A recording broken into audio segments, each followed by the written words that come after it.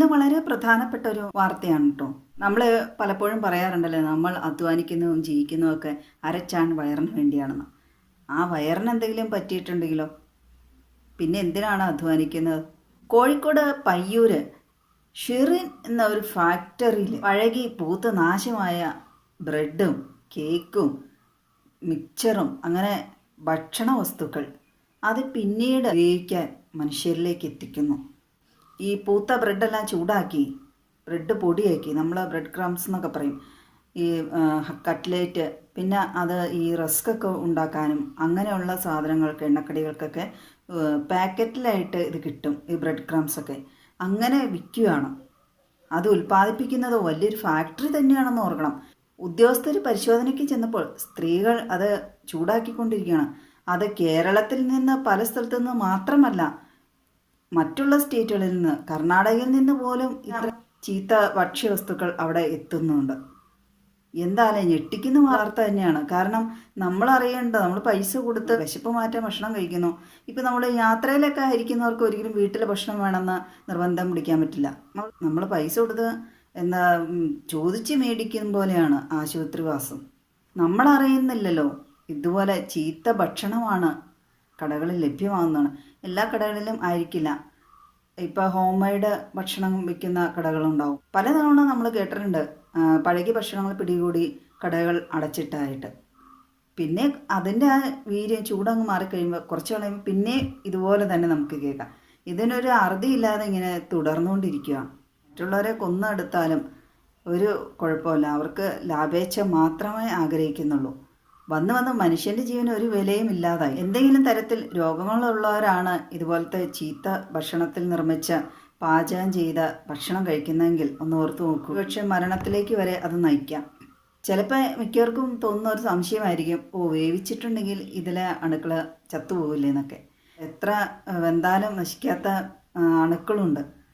രഹസ്യവിവരം ലഭിച്ചതിൻ്റെ അടിസ്ഥാനത്തിലാണ് ഉദ്യോഗസ്ഥർ ഈ ഷിറിൻ എന്ന ഫാക്ടറി പരിശോധിച്ചത്. ഇപ്പോഴെങ്കിലും രഹസ്യവിവരം കൊടുക്കാൻ തോന്നിയല്ലോ. ഇപ്പോൾ ഇതിനോടകം എത്ര പേർ ആ പഴകിയ ഭക്ഷണം കൊണ്ടുള്ള ഭക്ഷണങ്ങൾ മറ്റുള്ള കടകളിൽ നിന്ന് ഭക്ഷിച്ചിരിക്കണം. എന്തെല്ലാം രോഗികൾ ആയിത്തീർന്നിരിക്കാം ഒരുപക്ഷെ. ഇത്തരത്തിൽ മറ്റുള്ളവർക്ക് അപകടകരമായ രീതിയിൽ ഭക്ഷണം നിർമ്മിച്ച ഫാക്ടറിക്കെതിരെ തീർച്ചയായും ശക്തമായ നടപടി വേണം. അവിടെ തൊഴിലാളികളായി പോയവരുടെ ആ മനസ്സ് ആലോചിക്കുകയാണ്. അവർക്കും പണം മാത്രം മതി. സ്വന്തം വീട്ടിലേക്കോ സ്വന്തം മക്കൾക്കൊക്കെ ആണെങ്കിൽ അവർ ഇതുപോലെ ചെയ്യുമോ? 3000 കിലോ ബ്രെഡ് ക്രംസ് റൊട്ടിപ്പൊടിയാണ് പിടിച്ചെടുത്തത്. 500 കിലോ ചപ്പാത്തിയാണ് പിടിച്ചെടുത്തത്.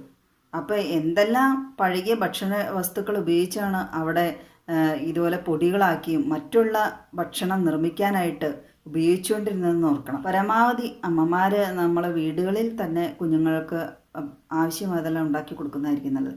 ഞാനങ്ങനെയാണ് കേട്ടോ. നമ്മൾ ഉള്ള ഇൻഗ്രീഡിയൻസ് വസ്തുവകൾ വെച്ച് ഉണ്ടാക്കി കൊടുക്കുക. സോഷ്യൽ മീഡിയയിൽ നിരവധി പാചക വിധികളുണ്ട്. അത് നോക്കി നമുക്ക് തയ്യാറാക്കാവുന്നേ ഉള്ളൂ.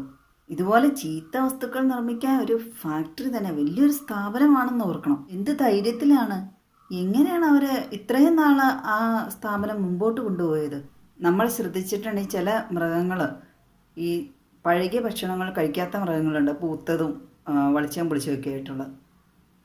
അങ്ങനെയുള്ള സ്ഥാനത്താണ് മനുഷ്യന്മാർക്ക് വേണ്ടി ഇത്രയും മോശപ്പെട്ട ഭക്ഷണം നിർമ്മിക്കുന്നത്.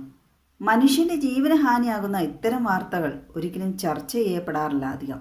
ഈ ഫാക്ടറി പരിശോധിക്കാൻ എത്തിയ ഉദ്യോഗസ്ഥർക്ക് കയറി ചെന്നപ്പോഴേ പൂപ്പലിൻ്റെയൊക്കെ മണം വന്നു, പഴകിയ ഭക്ഷണത്തിൻ്റെ മണം വന്നു. അത് സഹിക്കാൻ പറ്റുന്നില്ലായിരുന്നു അവർക്ക്. അത് വയറ്റിൽ ചെന്നാലത്തെ അവസ്ഥയൊന്നും ഓർത്ത് നോക്കൂ. പഴയ ആൾക്കാർക്ക് പറയണേക്കാം, പൂത്ത ഭക്ഷണം കഴിച്ചാൽ വയറും പൂത്തു വന്നു വയറ്റിൻ്റെ ഉള്ളിൽ ചെന്നിട്ട് അവയവങ്ങളൊക്കെ. എന്തുമാത്രം വലിയ ലാഭമുണ്ടായിട്ടായിരിക്കണം അവർ ഇത്രയും വലിയ ഫാക്ടറിയും ഇത്രയധികം തൊഴിലാളികൾക്ക് തൊഴിലും കൊടുത്ത് അത് നടത്തിക്കൊണ്ട് പോന്നിരുന്നത്. അപ്പോൾ ഇതിൻ്റെ ഇടനിലക്കാരായി പ്രവർത്തിക്കുന്നവർക്കും നല്ല ലാഭം ഉണ്ടായിരിക്കണം എന്നല്ല അതിൻ്റെ അർത്ഥം. അല്ലെങ്കിൽ പിന്നെ മറ്റ് സംസ്ഥാനങ്ങളിൽ നിന്ന് പോലും ഇതുപോലെ ചീത്ത ഭക്ഷണം എത്തൂലല്ലോ ഈ ഫാക്ടറിയിലേക്ക്. ഇടനിലക്കാരായി പ്രവർത്തിച്ചവർക്ക് എതിരെയും നടപടി സ്വീകരിക്കേണ്ടത് തന്നെയാണ്.